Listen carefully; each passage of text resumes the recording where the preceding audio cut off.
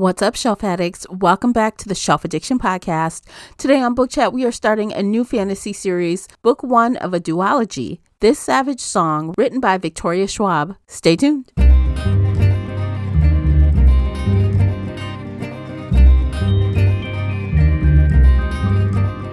Hey everyone, I am your host, Tamara, and welcome back to the podcast. If you're new here, we're going to feed your shelf addiction with fun book conversations, bookish topics, and more. It's like listening in on your favorite book club. Participate in this discussion by joining the Facebook group Shelf Addiction Official or over on the Book Clubs app. I hope to hear your thoughts on today's show. You can also find me and Casey on Twitter and Instagram. The links for everything I've mentioned are below in the show notes. If you enjoyed today's episode, please support the podcast by sharing it with some book nerd friends or on your favorite social media space. And don't forget to hit that like button and subscribe before you leave. That will really help me out, and I appreciate you for doing it. The uncut video version of this podcast is available right now over on Patreon. Join us there for exclusive videos, including after shows and more. So if you're interested in that at all, you'll need to come over onto Patreon and sign up. As always with Book Chats, we talk spoilers here, so you've been warned. Without further ado, let's begin. Welcome back to another fantasy series discussion. Joining me is my fantasy series co-host, Casey from Heartful of Ink. Welcome, Casey. Hello, hello. I'm so excited to be here, like always. Yes. Today we are discussing the first book in the Monsters of Verity duology. This Savage Song was published July 5th, 2016 by Green Willow Books and Harper Audio. The audiobook is narrated by Teresa Plummer. The paperback comes in at 425 pages, and the unabridged audio is 10 hours and 9 minutes. There we go. Perfect. Casey, would you please share the synopsis? Yes. Kate Harker wants to be as ruthless as her father. After 5 years in 6 boarding schools, she's finally going home to prove that she can be. August Flynn wants to be human, but he isn't. He's a monster, one that can steal souls with a song. He's one of the 3 most powerful monsters in a city overrun with them, his own father's secret weapon. Their city is divided. Their city is crumbling. Kate and August are the only 2 who see both sides, the only 2 who could do something. But how could you decide to be a hero or a villain when it's hard to tell which is which? Alrighty. So, as we do, high level, what did you think when you closed the book? I really enjoyed it. I did. Okay. Yeah. And I know you're going to say it was a slow start, and it was a You slow already know. You already know. I already know. You didn't even have to tell me. I was like, oh, she's going to think this is slow. But I actually kind of liked that it was slow in the beginning. Like, it really helped me get a feel for the city and a feel for the players. And then, once it hit like that halfway mark, a little past halfway, then the nonstop action was really, really good. And it was just, yes. Okay, cool. I liked it as well, but I thought I would like it more. I liked it, but I just didn't love it. I thought, wow, okay, cool. There's something kind of unexpected that happened at the end, a possible new situation that we could talk about later, but also an old trope where, people never really die. So we have 2 things going on at the end. So I'm like hooked to see what's next. But, overall, I thought it was good. I had some things that I felt meh about and some things that I liked, so there. Yeah. No, it was really good. It was interesting. It was kind of different, but kind of similar. So often we have a divided city or divided world or divided kingdom where it's us versus them. And, we have the 2 opposing teenagers on each side, the Romeo and Juliet style. But not Romeo and Juliet. Which is what I liked. One of the things I really liked is that the author did not fall into that typical trope and make them star-crossed lovers or they make them want to be with each other. They weren't that way. No. They kind of had a moment at the end where they held hands, but that wasn't, kissing Mm-mm. and making out and being like, oh, I love you forever and always. Mm-mm. It was just that kind of No. like bonding. We're holding hands. We made it through. It's okay. That kind of human connection. Yeah, they made it through a mutually horrifying experience, right? Yes. They helped each other, and I think that they have a mutual respect for each other when they didn't have in the beginning of this. Yes, absolutely. Yeah, and that was very refreshing. I'm like, oh my God, are these two going to get on the road and suddenly fall for each other? Please, No. God, no. And it didn't happen. So for, the author gets a lot of props from me on that. Yes. I know it's hard to resist with YA, but she managed to do it. Yes. So I feel like this book, so I thought it was just going to be like fantasy monsters, right? Mm-hmm. But I feel like it's kind of a genre mash of, like, I didn't expect dystopia feels and vibes, but I kind of felt that once they were out on the road and they're talking about how they're getting from one place to another. It felt like things were desolate and empty and, Oh, I got you know. dystopian vibes. Like as soon as they started describing the two different cities, the North City and the South City, Mm-hmm. because dystopian, yes, you have the North City that is painted pretty, that is, Mm-hmm. people paying through the nose to feel safe, even though there is monsters around, Mm-hmm. And the South City is shell shocked. It's been bombed. It's been nearly destroyed. There's the two leaders on both sides fighting for what they think is right. And one is money and one is humanity, So Yeah. I definitely got dystopian vibes from the get-go. Yeah, which was cool. So I like that there was that mashup there. And I Mm-hmm. also, I want to talk about the world building a little bit because I think, as I just kind of hinted at or pretty much said, I did think the beginning was slow, but I think the world building was good, but I think it contributed to the slowing down of the story. So I think that there may be, for a hard balance, right? There's a balance that has to happen when you're info dumping us and Mm-hmm. like getting us geared up for this world, especially when it's only 2 books in series. It's not like it's a lot. Yeah. So to spend almost half the book doing that seemed excessive to me. But on that same note, I feel like we needed it. Yes. And that's kind of how I felt too. Like we absolutely needed that build. We needed that slow burn info dumping, world building half of the book. Like she didn't just come out and say, "Hey, here are these two cities. This is the good, this is the bad. These are the monsters we're fighting." It was that slow, okay, here are these teenagers in school and this is how they're learning what their history is. And this is what we think of when we see monsters. And Kate is over here, hacking into her dad's tablet and watching the monsters. So we get to kind of learn with her. And I love info dumping and world building like that when you're learning with the characters instead of just being told, oh, there's 3 kinds of monsters. This is the violent monster. This is the semi-less violent monster. And this is the monster that sings to you. Which she did kind of tell us in that little nursery rhyme song that the girls sang in like chapter 3 or 4 or whatever that was. Yeah. So we kind of got that, like, again, world building that tells you what's going on, but then we also get to see it and learn it with the characters. And I thought that was really fun. Yeah, I just wish there was a way she could have sped that up just a little bit, just a little bit. I'm telling you, if my patience nowadays is short, That's my fair. attention span for that nowadays is short. Especially, like I said, it's only 2 books, not like 6 or 4, because when you spend that time and you've got a long road ahead of you, I get it.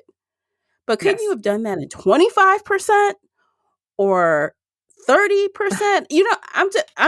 I know I'm nitpicking here, but it's how I feel fair. with a short series. That's fair. That's fair. Yeah. And I'm kind of the opposite. Like, I feel like we needed that much world building So then the second half of book 1 and hopefully all of book 2 can just be nonstop action. We needed to lay that foundation. We got it nice and solid. We know exactly what the world is supposed to be right now. And then, it's going to hell in a handbasket. Everything goes to shit. And hopefully... We'll have to see. Yeah. Because hopefully it does go how you say. Mm-hmm. And book 2, we just jump into it. And there's not another long lead in. Because if there is, my God, I'm going to have something to say. We don't need it. We know what the world is unless suddenly the rules are going to change. But which they shouldn't be changing. Leading into like the end that I want to talk about, there was a new development. I think a 4th monster was created. Yes, I do too. So what's that going to be? Yes, no, I wanted to talk about this too because I was like, this didn't feel like a Malachi. This felt different. No, it's different because, okay, so let's talk about the types of monsters really quickly. Yes. So the Corsai, we did not see a lot of them in the book. The back cover has the nursery rhyme. So if you're on Patreon, you can look at my screen and read along and see the whole nursery rhyme. Oh, what does it say? You read it to us. Read it to us. Corsai, tooth and claw, shadow and bone will eat you raw. Malchi, sharp and sly, smile and bite and drink you dry. Sunai, eyes like coal, sing you a song and steal your soul. Monsters, big and small, they're gonna come and eat you all. Okay. So the Corsai were like kind of created out of random acts of violence. Yes. And those are like flesh eaters, basically. Malachi are like sprung from murders.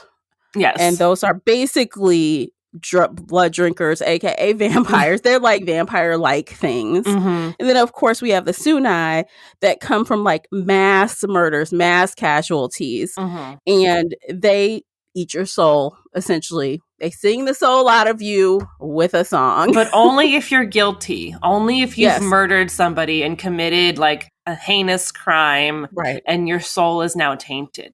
If you're innocent... which is a fun twist. Yeah. If you're innocent, the Sunai don't want your soul. They can't eat your soul. Yeah. They can, but they don't. As long as they're in their proper headspace and they're not crazy, they will leave the good people alone. But if they go dark, as they say, and they're not eating and they're, they could eat anybody. Yes. Essentially. So that was a fun twist on it. So now this possible 4th one, I think, was created from a monster killing a monster.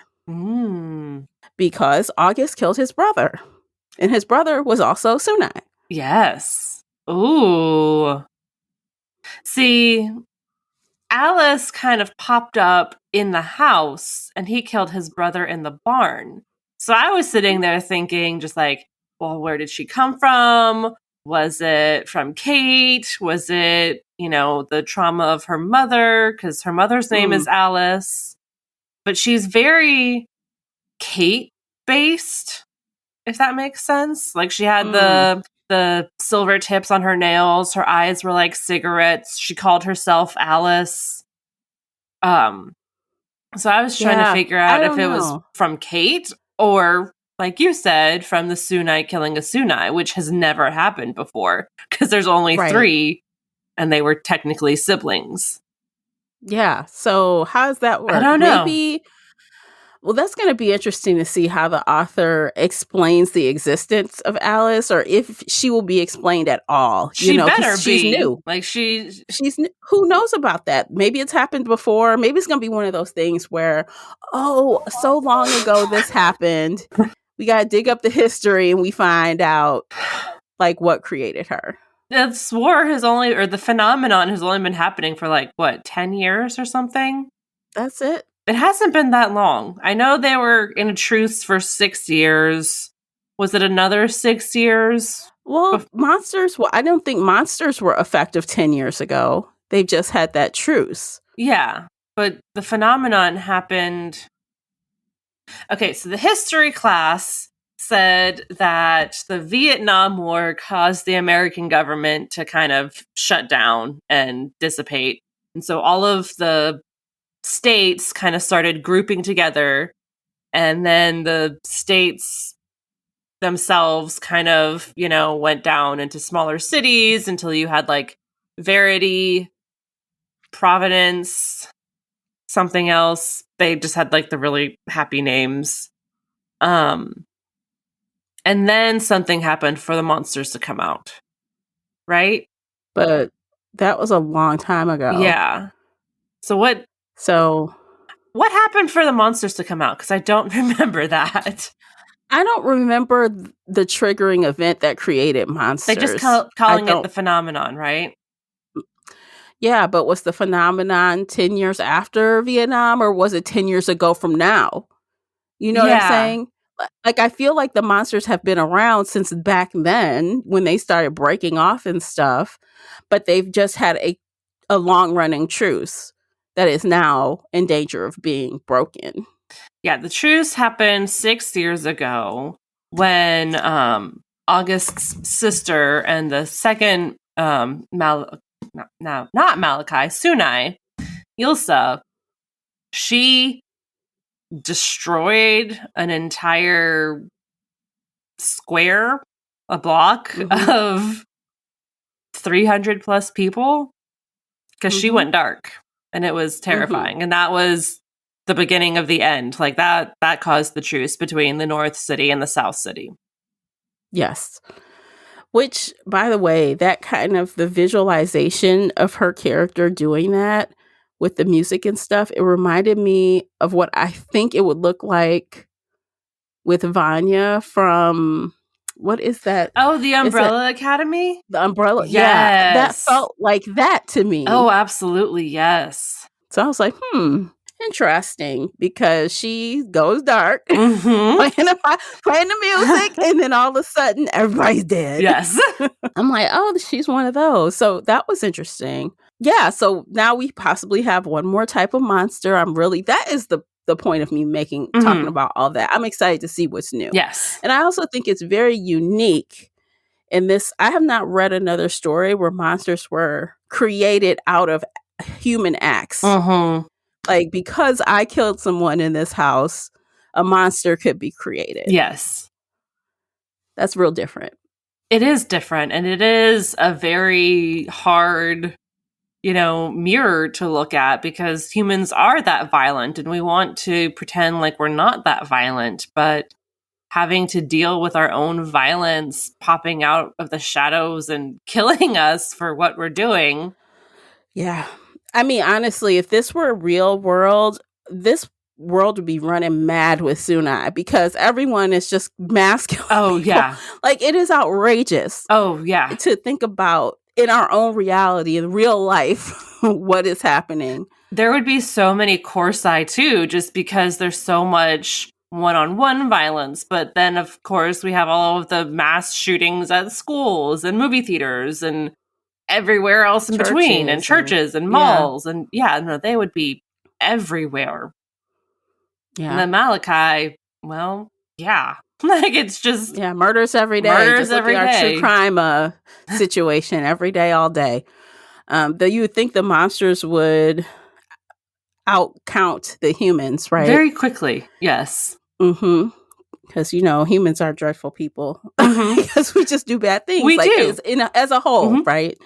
But one thing I thought was kind of missing, and maybe we'll get more of it in the next book, is we got mention of the Corsi, but we really didn't have like a lot of story with any Corsi monsters. It was all about the one Malachi who was like the little helper. We'll talk about Sloane in a minute. Yeah. And then, of course, obviously, our three Sunai. So we didn't get a whole lot of time with any flesh-eating type monster. So maybe they'll pop up more in the next book. I didn't think that they really had any sort of like sustenance or brain power, or like they can kind of speak, but it's mostly just, I visualize zombies. I kind of saw like shadow zombies too. Like, they're not really fully fleshed out. They're just teeth and claws and they want to eat you. But that could have been a good scene. Like, imagine somebody like being attacked by a group of them, or Well, that could have been. They had the moment when they were running through the subway. Yeah. So we kind of had a little bit of that, but it was still not enough for you. No, I wanted more. I wanted more of that monster. That's the one thing. Like, I picked this essentially because, it's a spooky time. Mm-hmm. I thought it could be fun to have a little twist on something that's monsters. But it wasn't scary to me. I wanted something, and I know it's YA, but I wanted something a little bit more creepy. Mm-hmm. Like, it was good, but it wasn't creepy to me at all. Nothing creeped me out in this entire story. It was just like I'm just reading it and nothing is making me go, dang. I didn't say not one audible, oh my God. Aww. Oh, gross. Dang. Wow. Nothing came out of my mouth for this whole book. Not even when the Malachi were attacking her at school and they had the blowtorch and they were trying to like burn her eyes out?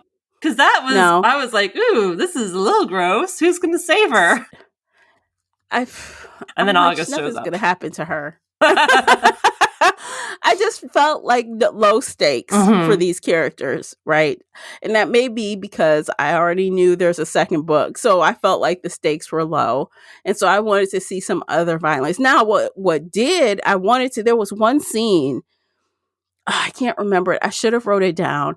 I know there was one scene where something happened and they took it like off the page, like we didn't see it. It was like one of the very first attacks of something. Do you remember it? I'm like, why didn't she explain what happened? It was it with Lee or something? It was something. I will go back and find it maybe if I can. But not every single attack was on page. I would have liked to see what actually went down with Elsa and what's his face. Maybe that would have been a little bit Sloan. That would have been scary for me. Like, that was off the page. Well, and then we still didn't even get like a real play-by-play of what happened. It was high level. Yeah, with that, I think she was going more for the gut punch of believing that Ilsa was dead.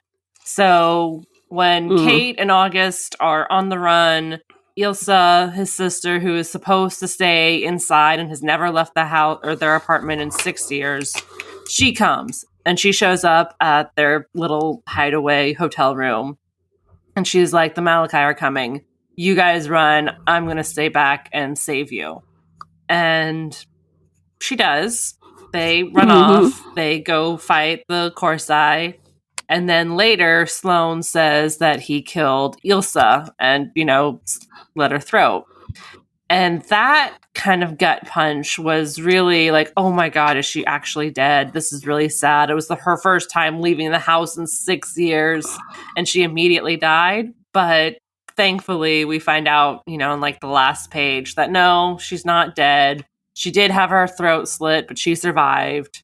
And so I think it was more of that like emotional gut punch than the scary fight is what the author was going for. Okay, got it. I'll just take your word for it.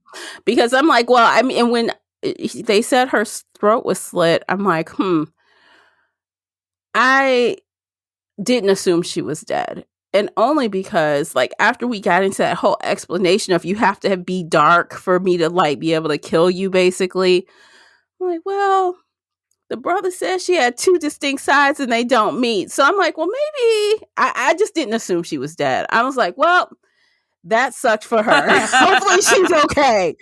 And then I just kept going. But I didn't stop and go, oh, dang, she died. I didn't do that. It just didn't ring for me that she's dead.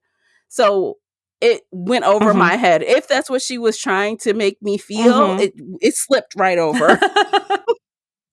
That's fair. That's fair. Yeah. I feel like she's, again, lowered the stakes by let's talk about the end real quick. Yeah. So Sloan essentially comes back after the thing is pulled out, the metal pipe is pulled out. I'm like, oh, like a vampire does, right? That lowers the stakes again for me. Like, no one stays dead. So that's happened twice in this book. 2 people that supposedly died aren't dead. 2 monsters. So are the monsters, they say the monsters are unkillable, but then they say, well, actually you can. No, you can't. So that makes the stakes lower. To be fair, me. yes, no, that is absolutely valid and true, and that's going to be annoying in the next book. But to be fair, 2 other monsters have died and are probably going to stay dead. Leo and Harker, Kate's dad. I don't think either one of them are coming back. I think they are dead. Now, Kate's dad was just human, so he's dead. Leo, I'm not ready to count him out yet. He's dead right now, but I'm not ready to count him out. Ooh. But yeah, her dad, Kate's dad, is dead. He was just a regular human. Mm-hmm. Yeah. And she shot him 3 times, and then August ate his soul. He is dead and gone. But August also ate Leo's soul. So he feels it inside of him. He feels it buzzing and kicking around inside his brain. Yeah. And if it's true that a new monster came of that, then he must be dead. Yes. But you're right. The way Sloane came back to life, I was like, are you kidding me? This is really annoying. Like, why isn't he actually dead? Because she stabbed the last one in the heart and it killed him. Why is this not killing him? Right. So I don't like that. I think it's a cop out. It is. I know she wants to use Sloane again. Sloane is the ultimate villain. Mm-hmm. And so she, instead of finding a new villain, she just brought him back from the dead so she could reuse him in book 2. Which feels like every Halloween horror movie ever with, Freddy and Jason and all of the monsters. They die at the end of the movie, but oh nope, they're not really dead. And now we have 15 more movies with them. Oh my God, especially Freddy. But see, Freddy was a whole different situation because he's like, he has like ways to get around it because he's a dream monster, right? Like he'll come for you in your dreams. So that's like a different level of monster. Yes. I feel like it's not a corporeal, I can just stab you in the real world, you're dead. But this is the real world. The real world with monsters. Yes. Right. In this book, it's supposed to be the real world. It's not like, I don't know. I give Freddy a pass. He got some other stuff going on. But you're right. Like with Jason and stuff, they just keep coming back. Yeah. And that's kind of what it felt like. And that was annoying. It really was. Mm-hmm. Okay, let's take a quick break. Check out some commercials. You guys head on over and pick up the book review journal, which you can actually see over my shoulder here if you're on Patreon. It's so pretty. Cute. I love it. It's so cute. I love it. It's my favorite. So it's available now. Click the links, hop on over, grab yourself a drink, and we'll be right back. Stay with us. Today's episode is brought to you by the Shelf Addiction merch store. Check out all the bookish t-shirts, notebooks, mugs, and more. Don't miss out on these original designs, perfect for any book nerd. Support the podcast and visit shelfaddiction.com/merch and pick up your next favorite bookish item. All right, welcome back, guys. Let's continue our conversation on this, what is it, this Savage Song? Yes, is that the name This of it? Savage Song. Good Lord. I'm like, what's the name of the book? But I think that this book would be great in an adaptation because you think... Oh, yeah, absolutely. Because TV shows need that slow beginning to really hook you in and get you invested. And they need all of that world building, and then they move into the action. So I think this would be like a very good 8 to 10 episode season TV show. Yeah, and if they're lucky enough for like Netflix to pick it up, they can ratchet up the darkness. Oh, absolutely. Because even though, yes, high level, this book had like an overall dreary kind of dark tone, it wasn't scary enough for me. And I know Netflix has it in them to kick it up a couple of notches and give you a few jumps at least. Yeah. No, this kind of gave me like Midnight Mass vibes, which I watched last year. So forgive me if I get this wrong. But that also had a very slow start and a very slow build. And there was a little bit of violence sprinkled throughout. And you knew there was a monster around, but it was very slow. And it was more than halfway through before you finally got a twist. I think this would kind of have that same, slow build, but there are more monsters around. So they could really play with the monsters before diving into the twists and turns and the running Yes. away. And I think they would be able to incorporate a couple of jumps like Midnight Mass. Like, for example, when the thing was in the dark, the people are outside the house and then the eyes come Yes. out. Oh God. Or you'll see them like, oh shit. Oh my I God. screamed so loud. Like, oh my God. Don't go in there. Don't go in there. Don't go in there. Like, I want those vibes. And I feel like Netflix could bring this to life in that kind of way. Like, it was just a little light on that type of thing. And I knew it wasn't a horror style book. I knew it was fantasy, but you're toting monsters. Monsters are supposed to be scary. And they were scary. Like, once they started crawling out of the shadows, when they started eating people, like, when we had those moments, they were scary. But, Victoria Schwab was focused on building August's life and showing us Kate's life and her personality and what life was just in general around town. And so it was just this slow build with them without any jump scares. And a TV show could absolutely put those jump scares into it. Yeah, throw me a couple bones. That's all I'm saying. Just throw me a few. That's it.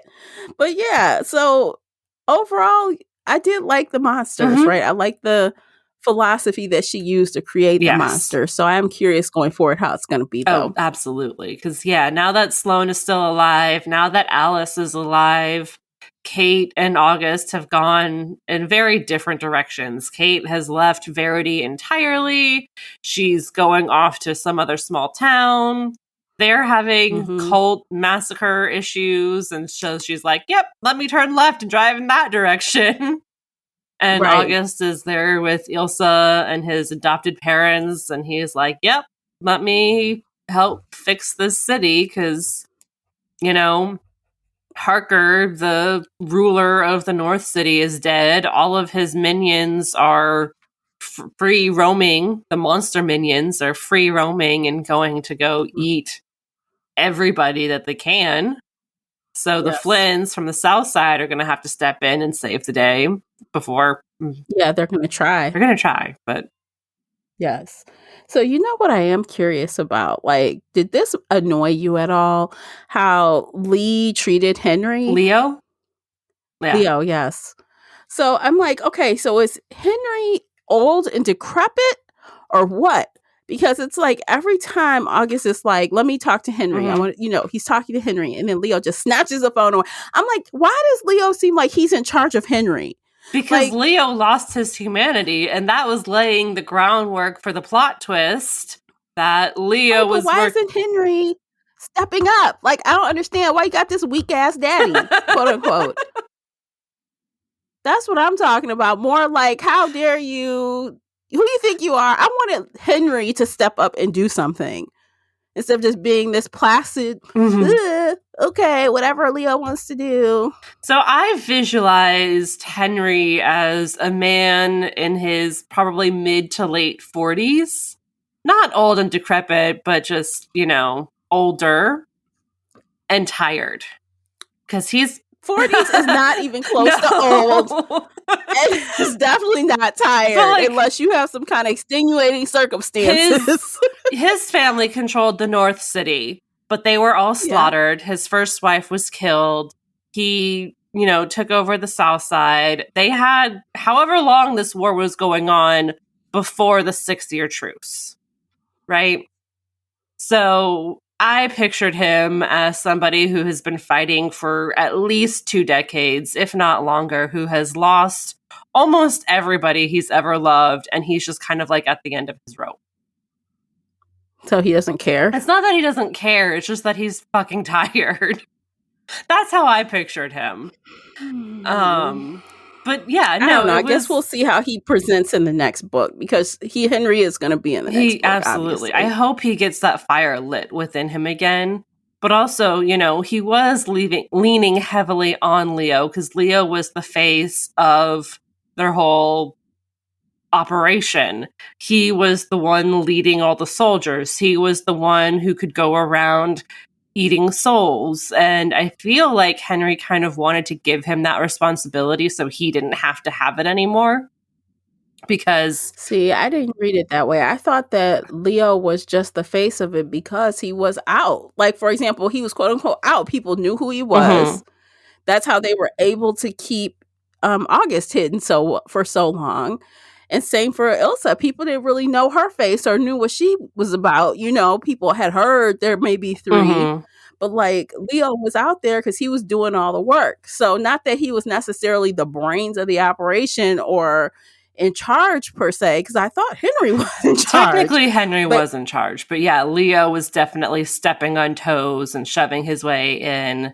And yeah, that's why he was the one working with Sloane, the one who was telling everybody everything. He was the one who reached across the border and said, "Hey, Malachi, we have a Sunai in your school. Go after him. Let's mhm. break this truce and start a war because I'm hungry and I want a war." Which is strange that he was dark and no one really realized he was dark. Well, they How kind of does that knew work? because he lost his humanity. And they knew he didn't have his humanity. Like August talked about that. But they just assumed Yeah. that he was still human, I guess, even though he had no humanity, because they just kept assuming he was on their side and that he wouldn't. Wasn't that the same as like someone just being through it all and so they just are harder people? Maybe I thought that's what that he meant by no humanity. Not like literally no humanity, but you know, he's fighting Mhm. this on the front lines. He's just harder. He's meaner. That's He's kind of what I assumed at first, too. But then when he yeah. took August out to eat and they went and like brutally killed those two brothers, and Leo like seemed to enjoy it almost, and he enjoyed torturing that man and harming him to bring his soul out instead of singing to him the way the Sunai are supposed to. That's when I was Mhm. like, he's lost his humanity. He doesn't see good from bad or, light from evil or whatever. Like Mhm. he's And there was some clues as well, like, the cat tells all. mhm. The cat don't like him. The cat like, "He's The cat did not evil." like him. Cat like, "Stay away from Leo. He's danger." And even after that whole fiasco, the cat was, like, kinda looking at August sideways like, Mhm. what's wrong with you today, sir?" You Yes. know? But thankfully, at the end of the book, August is like, "Am I okay?" And the cat's like, "Boop, let me touch your nose. Yeah, You're fine." like, "You're good. You're good again. We're cool." Yes, it was cute. Yeah. They had to have some, I guess, comic relief, and we'll do that with the cat. Yes. What else? You have any other hot topics? Did you find any plot holes or anything? Um, Not really. I was confused about Alice, but I like your theory that it was the Sunai killing a Sunai that created this new fourth monster. Because I read it and I was like, Mhm. wait a second. This was not violent enough to create a Malachi or and she's obviously, smarter than a Malachi. She's not part of the hive mind. She's different. She has personality. Like, what is this? But I think we're going to Mhm. learn more in the next book. I guess the biggest plot hole is that, the both of us cannot tell when the monsters started coming.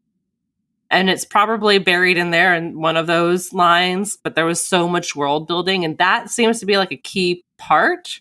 And the fact that we don't remember it, I just remember it's been 6 years since the truce. It's been 6 years since the truce. And they kept talking about the phenomenon, but I don't remember that timeline.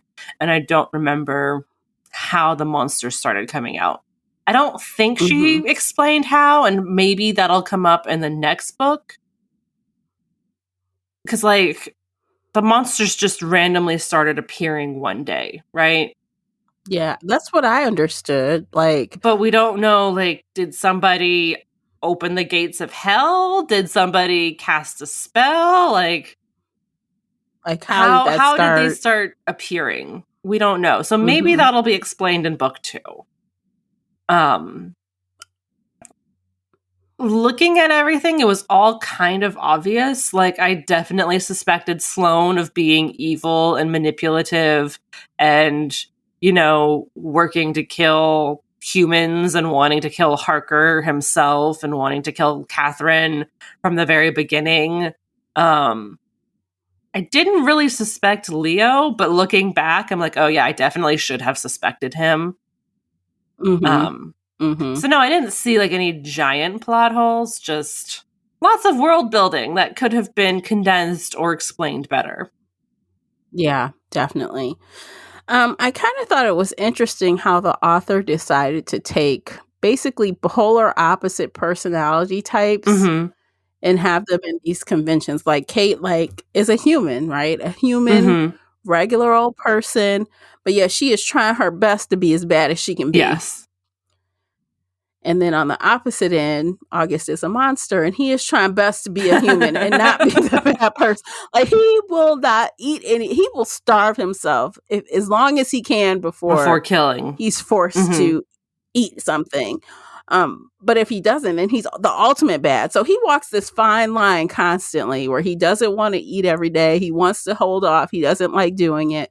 But if you hold off too long, you go crazy and you eat everything. Yes. So he's like really a good person. He's really trying to be a good person, but he's a monster. And Kate is a human trying to be like the worst. She's trying to prove that she is the biggest, baddest bitch. And she's successful for a while. She is.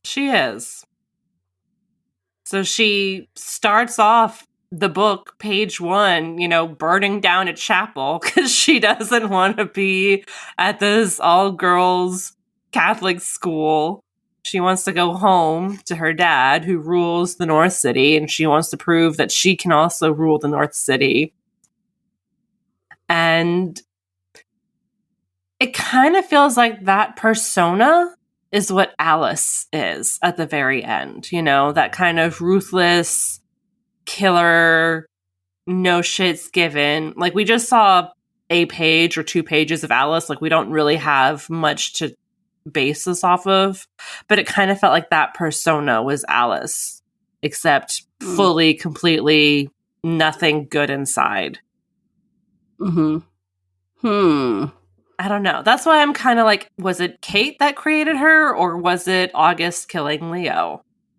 But how would Kate have I don't know. her? Like, that doesn't make sense either, but it feels like an echo of Kate. So I don't know.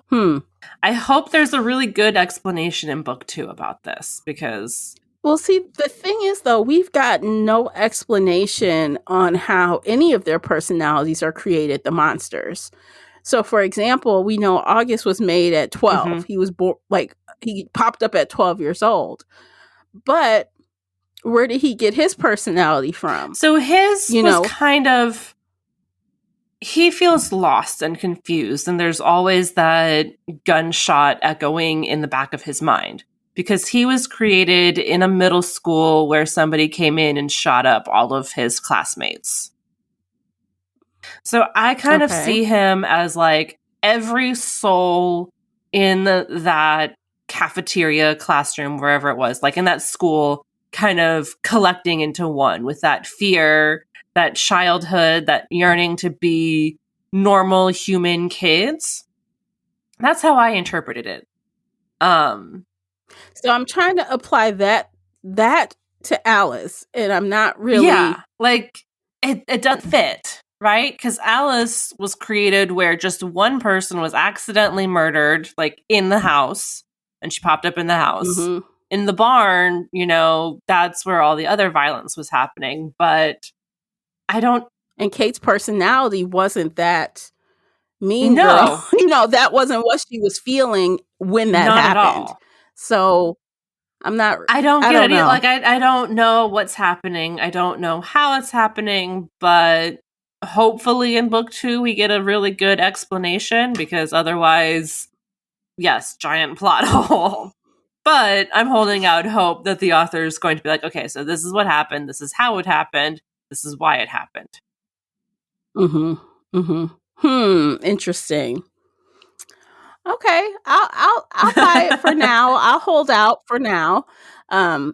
we just better get some clear direction. I'm going to be like, rawr, ready to go in. You know how I am. Yes. Now, I did listen to this on audiobook, and I thought it was a really good book for an audiobook. And the narrator they picked, Teresa Plummer, I'm telling you, I don't know how this woman threw her voice, because some of the men, she sounded like a dude. Wow. I'm like, wait a minute. Like, it sounded like two different people. At one point, I actually went back on Audible to look and see who's the second narrator. Wow. I'm like, there's not one. It's all her. It's all her. I really thought for a minute it was two narrators. That's amazing. Yes. So if you guys are into audiobooks and you liked audiobooks, I think this is a good option for an audiobook, because I was amazed. I really went back. I'm like, wait a minute. It's got to be two people. It's got to be two people. It wasn't.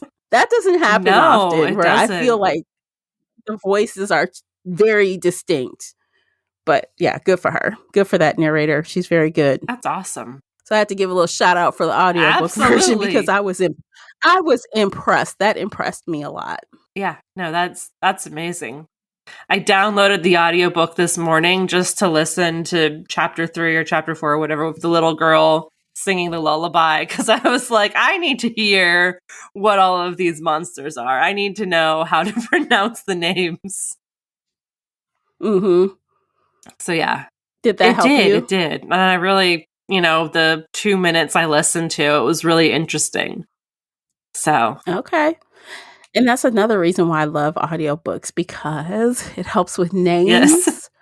And then when I talk about them, I'm saying them correctly, or at least I say them how the narrator says them. And I'd like to think it's correct, because the author would listen and say, no, that's wrong. Yes.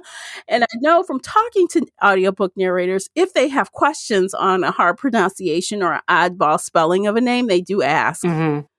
That's good. So I'd like to think that if the narrator is saying it 1,000,000 times this way, it must be right. So yeah, I love that when it comes to fantasy, with a lot of oddball names and things are not cut and dry all the time. It's not phonetically spelled. It was also super easy for me, because I was like, okay, I know this nursery rhyme says everything, so I can just listen to this one little bit and get it all in one go, instead of having to listen to different parts and jumping around in the book to be like, okay, when did I say this word? Let me open chapter 2. Let me open chapter 5. Let me... it was really easy to be like, all right, this lullaby. Let me listen to the lullaby. Yeah, it does really explain the types of monsters really fast. So, and succinctly, you're not confused. So yeah, I love it. That was actually a really cute part.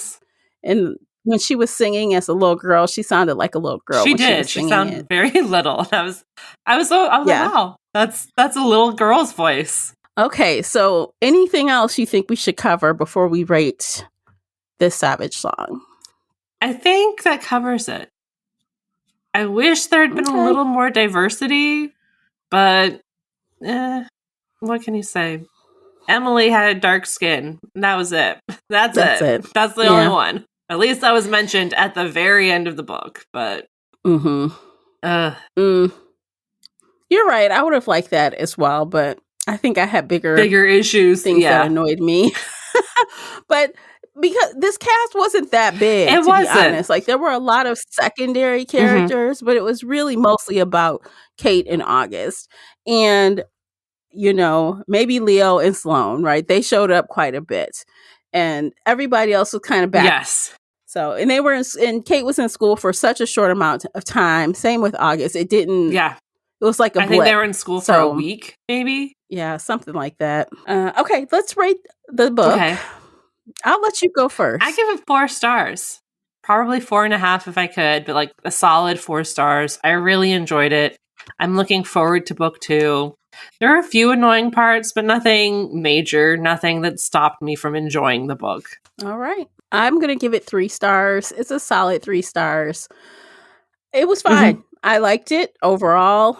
It's definitely not something that I would recommend right away. So that's why I didn't get the 4. If it makes a 4, I'm recommending it to people. Yes. Now, I will reserve, if the second book blows me away, I could change and start recommending it if the second book is that good to me. So I always like to reserve all over judgment until on a duology or series until I've finished it, because things can always improve. Absolutely, yes. But first installment, it was a solid 3. Maybe I'm just not a fan of her writing, because we tried to read her before, but we tried to read her as V.E. Schwab, right? That was her adult fantasy. It didn't click with me either. So, but this was better than that, I think. So there's that. I don't know. Take that with a grain of salt, y'all. All right. So next up, we are continuing this duology, and we are going to be reading part 2 called Our Dark Duet. I have not read the synopsis or anything, so I have no idea what's going to be going on. But as we have our own predictions, as we said, guess we'll see how much of that we get. Hopefully good stuff. Hopefully it's exciting. Hopefully there's not a very long, drawn out world building. Like, obviously they're not going to be back in high school. They're not going to be sitting in history class. So I feel like that ship has sailed.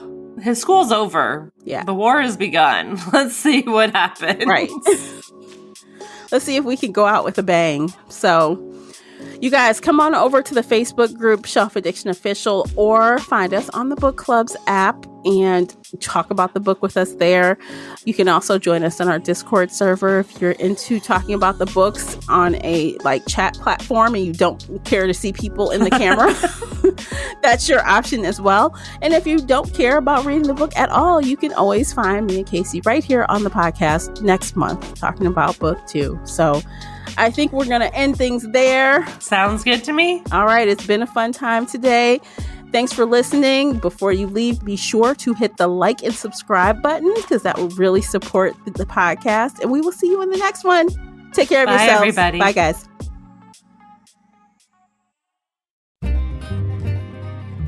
If you enjoyed today's episode and would like to show your support, there are a few things you can do. Head on over to Apple Podcasts and leave a positive 5-star review, or like this episode on your favorite podcast player. It seems so simple, but it really helps me out. You can share this podcast with other book nerd friends or on your favorite social media space. You can also join the Shelf Addiction Patreon family. For as little as $2 a month, you will help us produce even more awesome content for your ears. You can also consider joining the Shelf Addiction Official Facebook group, where we talk all things bookish and more in a safe space. The Shelf Addiction Podcast is a part of the Nerdy Maven Network. You can also reach us via email at info@shelfaddiction.com. Thank you for listening.